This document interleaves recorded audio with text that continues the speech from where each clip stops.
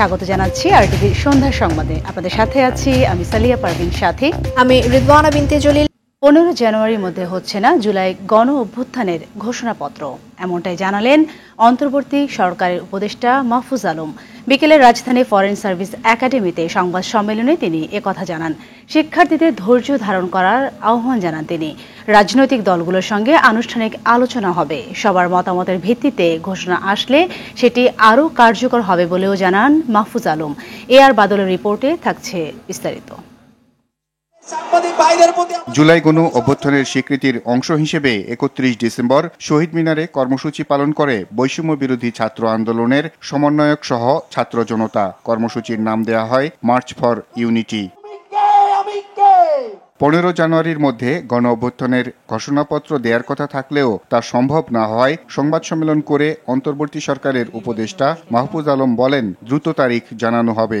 শিক্ষার্থীদের দাবি 15 জানুয়ারি ছিল, কিন্তু সরকার যে জায়গাটি চাচ্ছে যে সবার সাথে যেহেতু কথা বলতে হবে, কিছু সময় বৃদ্ধি হতে পারে, কিন্তু এটা দেরি হবে না, খুব বেশি দেরি হবে না, হয়তো তাদের সময়সীমার কয়েকদিনের মধ্যেই এটা হয়ে যাবে। তিনি বলেন, ঘোষণাপত্র নিয়ে রাজনৈতিক ও গণ অভ্যুত্থানে অংশ নেয়া সকল দলের সাথে কথা বলে এই সিদ্ধান্ত ঘোষণা করা হবে।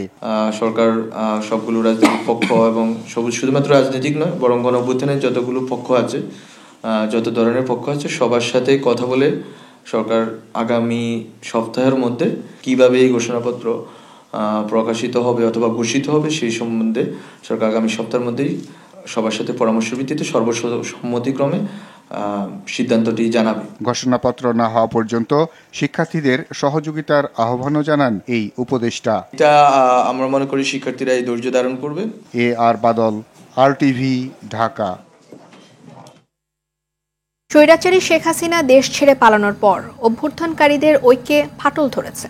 এতে ক্ষমতায় টিকে থাকার অসুস্থ প্রতিযোগিতা সৃষ্টি হয়েছে বলে মন্তব্য করেছেন বিএনপি মহাসচিব মির্জা ফখরুল ইসলাম আলমগীর। দুপুরে গুলশানে বিএনপি চেয়ারপারসনের কার্যালয়ে একটি বইয়ের মোড়ক উন্মোচন অনুষ্ঠানে তিনি এই কথা বলেছেন।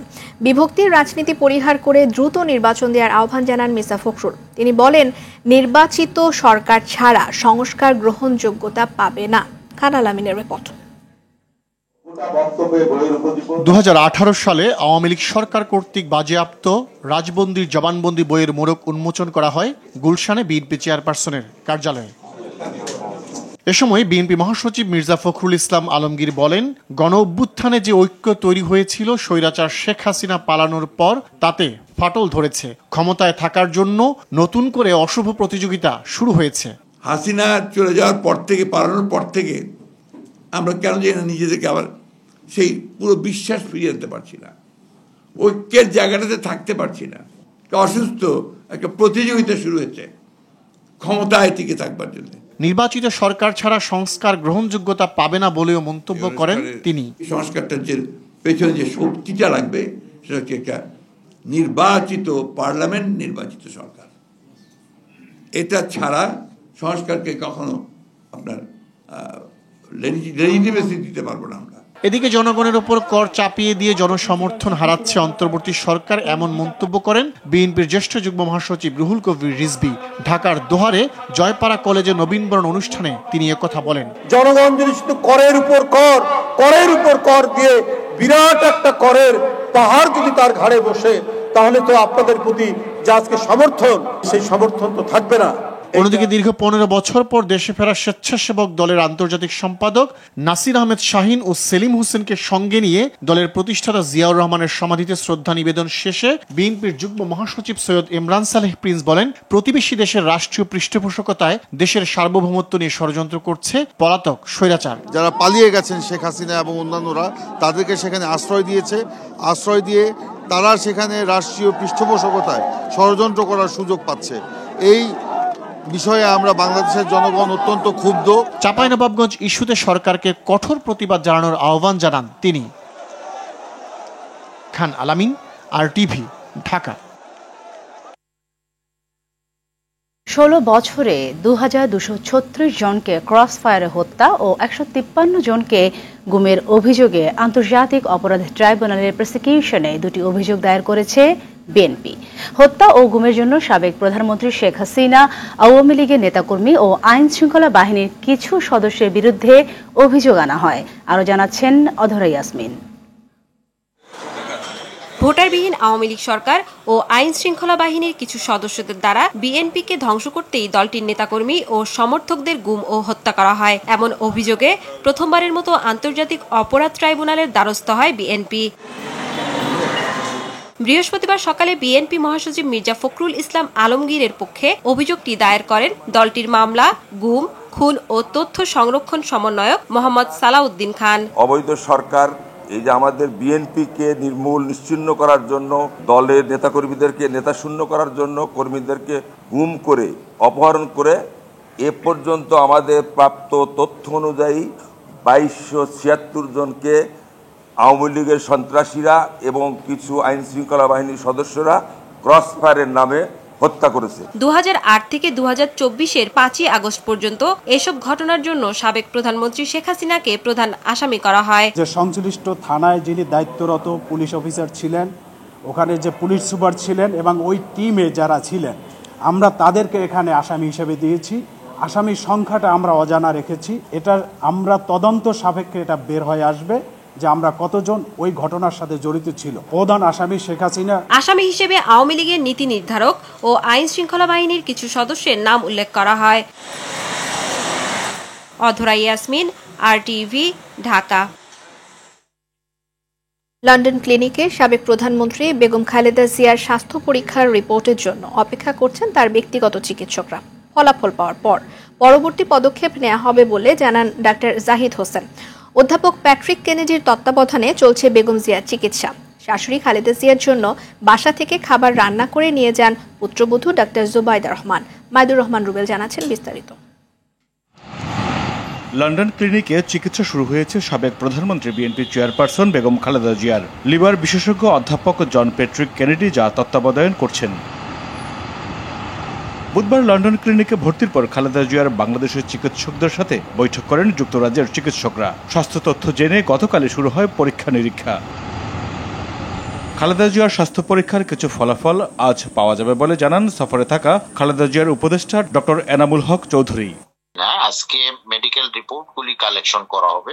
মেডিকেল রিপোর্টগুলি শেষ করার পরে মেডিকেল বোর্ড স্বাভাবিকভাবে তৈরি করার জন্য প্রস্তুতি নেওয়া হবে। আজকে হবে প্রস্তুতির কার্যক্রম। চিকিৎসকের পরামর্শে বাসা থেকে খাবার তৈরি করে হাসপাতালে নিয়ে গেছেন পুত্রবধূ ডক্টর জুবাইদা রহমান। সাথে আছেন তারেক রহমান সহ পরিবারের সদস্যরা। হসপিটালে ডেড ফ্যামিলির সাথে থাকবেন, বাসা থেকে রান্না বাড়া করে দেওয়া হচ্ছে। এরপরে ফ্যামিলিরা আসবে, একটা সাইকোলজিক্যাল ভাবে ওনাকে বুস্ট আপ করে ওইটাকে চিকিৎসার জন্য কমফোর্ট জোনটাকে তৈরি করা প্রয়োজন আছে। দীর্ঘদিন ধরে অসুস্থ খালেদা জিয়া বাংলাদেশে এভারকেয়ার হাসপাতালে অন্তত 15 বার ভর্তি হয়ে চিকিৎসা নিয়েছেন। লিভার সিরোসিস, হৃদরোগ, ফুসফুস, আর্থাইটিস, কিডনি, ডায়াবেটিস সহ নানা জটিলতায় ভুগছেন সাবেক প্রধানমন্ত্রী বেগম খালেদা জিয়া।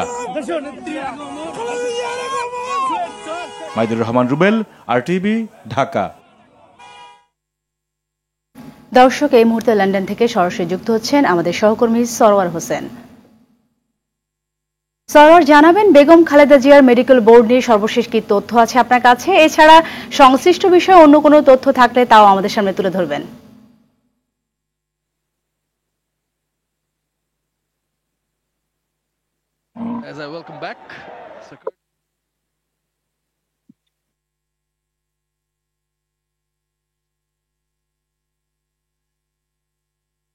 চেয়ারপারসন বেগম খালেদা জিয়া তিনি এখানে লন্ডন ক্লিনিকে চিকিৎসার জন্য এসেছেন এবং গতকালই তাকে এখানে ভর্তি করা হয়েছে।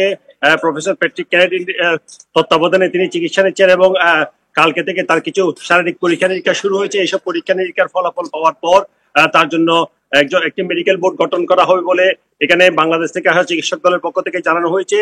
পাশাপাশি লন্ডন ক্লিনিকে অবস্থান করছেন তার বড় ছেলে তারেক রহমান এবং পুত্রবধূ জুবাইদা রহমান। এবং লন্ডন ক্লিনিকের আশেপাশে এবং পাশাপাশি যখন গতকাল তিনি হিথ্রো বিমানবন্দরে অবতরণ করেছিলেন সে সময় বিএনপির সদস্য নেতাকর্মী তাকে স্বাগত জানিয়েছেন। এবং গতকাল রাত থেকে ডাক্তার জুবাইদা রহমান তার হাতে রান্না করা খাবার খেয়ে আছেন। বেগম খালেদা জিয়া এবং খালেদা জিয়ার সাথে যখন তারেক রহমানের সাক্ষাৎ হয়েছিল সে সময়কে আবেগঘন পরিবেশ তৈরি হয়েছিল এবং বাংলাদেশ থেকে আসা ডাক্তারদের পক্ষ থেকে গতকাল ব্রিফ করা হয়েছিল এবং আজকে ব্রিফ করার কথা রয়েছে। সেখানে আসলে পূর্ণাঙ্গভাবে জানা যাবে, কারণ গতকাল থেকে কয়েকটি পরীক্ষা নিরীক্ষা বেগম খালেদা জিয়ার করা হয়েছে এবং সেগুলোর রিপোর্ট আসার পরেই মূলত এখানে কি ধরনের মেডিকেল বোর্ড গঠন করা হবে, কাদের তত্ত্বাবধানে তিনি চিকিৎসা নেবেন এবং কি ধরনের চিকিৎসা দেওয়া হবে সে বিষয়ে বিস্তারিত জানা যাবে। বর্তমানে তিনি লন্ডন ক্লিনিকে অবস্থান করছেন, যেখানে অবস্থান করছেন তার বড় ছেলে তারেক রহমান এবং পুত্রবধূ জাইমা রহমান। এই ছিল মোটামুটি সাথে এখানকার সর্বশেষ আপডেট। সরোয়ার, আপনাকে অসংখ্য ধন্যবাদ। যথাসময় শিক্ষার্থীদের পাঠ্যপুস্তক প্রদান, চট্টগ্রাম নগরী জলাবদ্ধতা নিরসন ও রাজধানী সহ সারা দেশে ট্রাফিক ব্যবস্থার উন্নয়নের লক্ষ্যে দ্রুত পদক্ষেপ নিতে নির্দেশ দিয়েছেন প্রধান উপদেষ্টা ডক্টর মোহাম্মদ ইউনূস। দুপুরে প্রধান উপদেষ্টা নিজ কার্যালয়ে মন্ত্রী পরিষদের মিটিংয়ে এই সকল জরুরি নির্দেশনা দেন তিনি। স্বৈরাচার শেখ হাসিনার দুর্নীতি খুঁজে বের করতে দুর্নীতি দমন কমিশনের নেতৃত্বে যৌথ টাস্ক ফোর্স গঠনের সিদ্ধান্ত নিয়েছে সরকার। এছাড়া শেখ হাসিনা সহ পরিবারের 7 সদস্যের ব্যাংক হিসাবের তথ্য তলব করেছে ফাইন্যান্সিয়াল ইন্টেলিজেন্স ইউনিট। ইসলামী ব্যাংকের 1113 কোটি টাকা আত্মসাতের অভিযোগে এস আলম গ্রুপের চেয়ারম্যানের ছেলে এবং ব্যাংকটির সাবেক চেয়ারম্যান আহসানুল আলম সহ 54 জনের বিরুদ্ধে মামলা দায়ের করেছে দুর্নীতি দমন কমিশন। বিস্তারিত জানাচ্ছেন নাজিফ ফরাইজি। ছাত্র জনতার অভ্যুত্থানের মুখে দেশ ছেড়ে ভারতে পালিয়ে যাওয়া স্বৈরশাসক শেখ হাসিনার দুর্নীতি খুঁজে বের করতে দুর্নীতি দমন কমিশনের নেতৃত্বে যৌথ টাস্কফোর্স গঠনের সিদ্ধান্ত নিয়েছে সরকার। দালিলিক প্রমাণাদি পাওয়া গেছে, সেসব ক্ষেত্রে নিয়ম অনুযায়ী আমাদের দুর্নীতি দমন কমিশন আইন ও বিধিমালা অনুসরণ করে অনুসন্ধান করা হবে। এদিকে শেখ হাসিনা ও তার 2 সন্তান এবং বোন শেখ রেহানা ও তার 3 সন্তান সহ পরিবারের মোট 7 সদস্যের ব্যাংক হিসাবের তলব করেছে আর্থিক খাতের গোয়েন্দা সংস্থা বাংলাদেশ ফাইন্যান্সিয়াল ইন্টেলিজেন্স ইউনিট। চলতি সপ্তাহে দেশের ব্যাংক ও আর্থিক প্রতিষ্ঠানের কাছে এ সংক্রান্ত নির্দেশনা পাঠিয়েছে সংস্থাটি। আমাদের তদন্তকালে যদি ব্যাংকারদের কোনো সংশ্লিষ্টতা আসে তাহলে তাদেরকেও আইন আমলে আনা হবে। ঋণ নিয়ে ইসলামী ব্যাংকের 1113 কোটি টাকা আত্মসাতের অভিযোগে এস আলম গ্রুপের কর্ণধার সাইফুল আলম মাসুদের ছেলে ও ইসলামী ব্যাংকের সাবেক চেয়ারম্যান আহসানুল আলম সহ 54 জনের বিরুদ্ধে মামলা দায়ের করেছে দুর্নীতি দমন কমিশন। মানি লন্ডারিং প্রতিরোধ আইন 2012 এর সংশ্লিষ্ট ধারায় একটি মামলা রুজু করা হয়েছে। দুর্নীতি দমন কমিশনের আবেদনের পরিপ্রেক্ষিতে সাবেক রেলমন্ত্রী মুজিবুল হক ও স্ত্রীসহ ঢাকা রিজেন্সি হোটেলের চেয়ারম্যান মুসলিউদ্দিন আহমেদের বিদেশ যাত্রায় নিষেধাজ্ঞা দিয়েছেন ঢাকা মহানগরের জ্যেষ্ঠ বিশেষ বিচারক মোহাম্মদ জাকির হোসেন। তাদের বিরুদ্ধে বিভিন্ন অনিয়ম, দুর্নীতি ও অর্থ আত্মসাতের অভিযোগ অনুসন্ধান করছে দুদক। আরও কারো সংশ্লিষ্টতা যদি পাওয়া যায় তাহলে এই মামলার সাথে সেগুলো অন্তর্ভুক্ত হবে।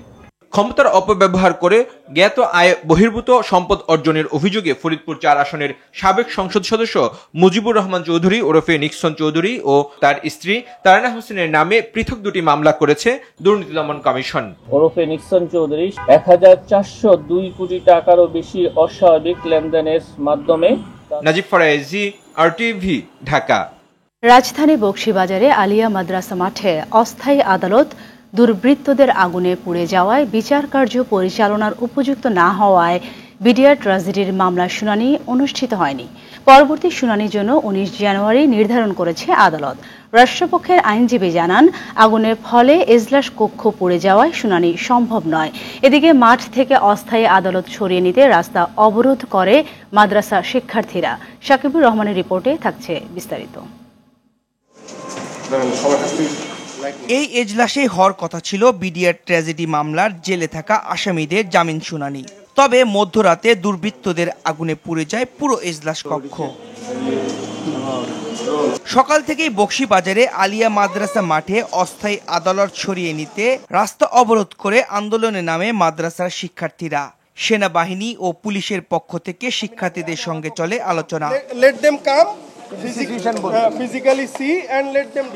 বাংলাদেশের মাটিতে তাদেরকে বিচার করা হোক এবং আমরা সেটা সম্পূর্ণভাবে চাই, কিন্তু আমরা চাই না যে কখনোই আলিয়াকে এইভাবে লুট করা হোক। এখানে আমরা কোনোভাবে আদালত রাখতে চাচ্ছি না। আমরা ওএসএ আদালতের কোনো কার্যক্রম আমাদের মাঠে হতে দিব না। এমন পরিস্থিতির মধ্যে সকাল 11:30টার দিকে অস্থায়ী আদালত পরিদর্শনে আসেন মামলা পরিচালনাকারী বিচারক, রাষ্ট্র ও আসামি পক্ষের আইনজীবীরা। পরিদর্শন শেষে রাষ্ট্রপক্ষের আইনজীবী জানান, বিচার কাজ পরিচালনার পরিবেশ না থাকায় আলিয়া মাঠে অস্থায়ী আদালতে হচ্ছে না শুনানি। মূল বক্তব্যটা হচ্ছে আজকের এই প্রেক্ষাপটে নিঃসন্দেহে এখানে আদালত পরিচালনা করার মতো কোনো প্রেক্ষাপট নাই। অন্তত তারিখ শিফট করা বা এই হিয়ারিং না হওয়ার পিছনে কোনো পরিকল্পনা আমার জানা এবং বিশ্বাস মতে নাই। এদিকে আসামিপক্ষের আইনজীবী বলছেন, এভাবে বিচার বিঘ্নিত হওয়ায় ন্যায় বিচার থেকে বঞ্চিত হচ্ছেন বিডিআর সদস্যরা। দুঃখজনক হলো গত 24 ঘন্টায় এই মামলাটি কোথায় অনুষ্ঠিত হবে, আদালত কোথায় বসবে, তার জন্য সীমাহীন নাটকীয়তা আমরা দেখলাম। একটি ভুল জাজমেন্টের ভিত্তিতে যে আসামিরা আজকে ভেতরে আছেন, যাদেরকে আমরা এখন আসামি বলছি, তাদেরকে অবিলম্বে, যেহেতু তদন্ত প্রক্রিয়া শুরু হয়েছে, এই তদন্ত প্রক্রিয়ার সেখানে আমরা 4টি কথা আজকে পরিষ্কার করে বলতে চাই। গভর্নমেন্টের এই 4টি পদক্ষেপ, যে কোনো একটি পদক্ষেপ গভর্নমেন্ট এদের জন্য অ্যাপ্লাই করতে পারেন। বিচার কাজ পরিচালনার জন্য পুরনো জেলখানা ও নারী কারাগার সহ কেরানীগঞ্জ কেন্দ্রীয় কারাগারের নাম প্রস্তাবনায় রয়েছে। সাকিবুর রহমান, RTV, ঢাকা। পিলখানা হত্যাকাণ্ডের বিচার নিয়ে সরকার প্রহসন করছে বলে অভিযোগ করেছেন আটক বিডিআর সদস্যদের স্বজনেরা। বিক্ষুব্ধ স্বজনরা শহীদ মিনার থেকে পদযাত্রা করে শাহবাগ ব্লকেট কর্মসূচি পালন করেন। মামলার পুনর্তদন্ত দাবি করেন তারা। আর এর আগে অবস্থান কর্মসূচিতে সমন্বয়ক মাহিন সরকার বলেন, আদালতের মাধ্যমে দোষীদের দ্রুত বিচার না করলে কঠোর আন্দোলন গড়ে তোলা হবে।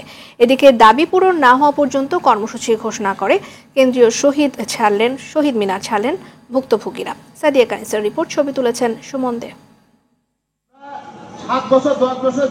3 দফা দাবিতে শহীদ মিনারে লাগাতার অবস্থান কর্মসূচি পালন করছে বিডিআর হত্যাকাণ্ড মামলায় কারাবন্দীদের পরিবার ও চাকরিচ্যুত সদস্যরা। আলিয়া মাদ্রাসায় অস্থায়ী আদালতে বিচারে বাধা দেওয়ার বিষয়ে পরিবারের সদস্যরা বলেন, স্বজনদের সাথে ছাত্রদের মুখোমুখি করার পায়তারা চলছে।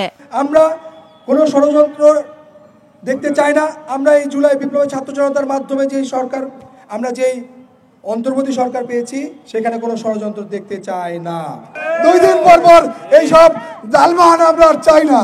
যদি কোনো কারণে আমাদের লোকজন অপরাধ করে থাকে, আমাদের সকলকে ফাঁসি দিয়ে দেন। দুপুরে শহীদ মিনার থেকে পদযাত্রা করে শাহবাগ ব্লকেট কর্মসূচি পালন করেন আন্দোলনকারীরা। ঘণ্টা দেড়েক সড়ক অবরোধ করে রাখেন তারা।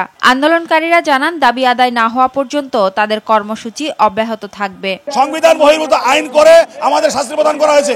এই ফ্যাসিস্ট সরকারের যাওয়ার পর যতগুলো বড় বড় সন্ত্রাসী যে জামিন পাইল, আমাদের নিরপরাধ বিদেশ সদস্য কেন যা বিদ্রোহ নামক মামলায় আমাদেরকে গ্রেপ্তার দেখে 7 বছর, আমি নিজে 7 বছর জেল খেটেছি। এটা সুষ্ঠু বিচার কেন হচ্ছে না? বৈষম্য বিরোধী ছাত্র আন্দোলনের সমন্বয়ক মাহিন সরকার অভিযোগ করেন, সরকার বিচার বিলম্বিত করতে নানা রকম প্রহসন করছে।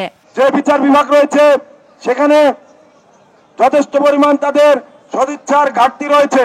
সাদিয়া কানিজ, RTV, ঢাকা। সাভারের সড়ক দুর্ঘটনার পর অ্যাম্বুলেন্স এবং 2টি বাসে অগ্নিকাণ্ডে 4 জন নিহত হয়েছেন। তারা সবাই একই পরিবারের সদস্য এবং অ্যাম্বুলেন্সের যাত্রী। নিহত ব্যক্তিদের মধ্যে 2 জন পুরুষ, 1 জন নারী এবং 1 জন শিশু। আহত হয়েছেন আরও 7 জন। গেল রাত 2টার দিকে ঢাকা আরিচা মহাসড়কে সাভারের ফুলবাড়িয়া পুলিশ টাউনের সামনে এই দুর্ঘটনা ঘটে। হাইওয়ে পুলিশ জানায় যে একটি যাত্রীবাহী বাস পেছনে অ্যাম্বুলেন্সকে ধাক্কা দেয়। এতে গাড়ি দুটিতে আগুন ধরে যায়। পরে আরও একটি বাসে আগুন ছড়িয়ে পড়ে। খবর পেয়ে ফায়ার সার্ভিসের 1 ঘন্টার চেষ্টায় আগুন নিয়ন্ত্রণে আসে, তবে পুড়ে যায় যানবাহন 3টি। এ সময় 4 জনের মরদেহ উদ্ধার করা হয়। ধারণা করা হচ্ছে অ্যাম্বুলেন্সের গ্যাস সিলিন্ডার বিস্ফোরণ থেকে আগুনের সূত্রপাত হয়েছে। হযরত শাহজালাল আন্তর্জাতিক বিমানবন্দরে প্রবাসী যাত্রীদের হেনস্থা করার অভিযোগ উঠেছে। বাংলাদেশি বংশোদ্ভূত নরওয়ের এক নাগরিককে মারধর করে রক্তাক্ত করা হয়।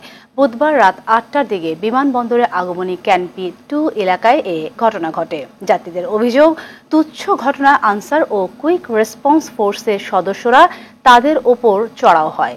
বিমান কর্তৃপক্ষ অবশ্য যাত্রীর দায় দেখছে। দীপ্ত চন্দ্রপালের রিপোর্টে বাকিটা। নরওয়ে থেকে কাতার এয়ারলাইন্সের একটি ফ্লাইটে ঢাকায় আসেন নরওয়ে নাগরিক সাইদুদ্দিন। বিমানবন্দর থেকে বের হওয়ার সময় তুচ্ছ ঘটনা নিয়ে কুইক রেসপন্স ফোর্স ও আনসার সদস্যদের সাথে কথা কাটাকাটি হয়। এক পর্যায়ে তারা চড়াও হলে ওই যাত্রীর নাক মুখ ফেটে যায়। ভিডিও ফুটেজে তাকে রক্তাক্ত অবস্থায় দেখা যায়।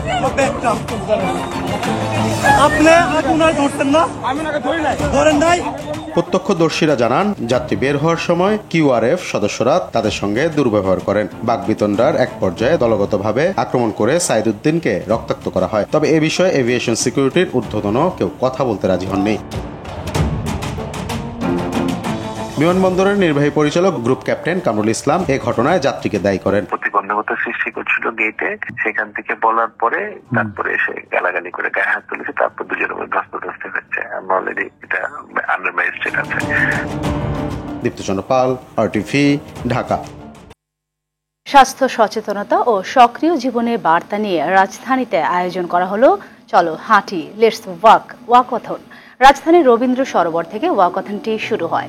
এতে অংশ নিয়ে 5 কিলোমিটার পথ হাঁটেন পাবলিক পলিসি রিসার্চ সেন্টারের নির্বাহী চেয়ারম্যান, USC ফোরামের আহ্বায়ক জিল্লুর রহমান ও বাণিজ্য উপদেষ্টা শেখ বশির উদ্দিন সহ বিভিন্ন শ্রেণী পেশার মানুষ।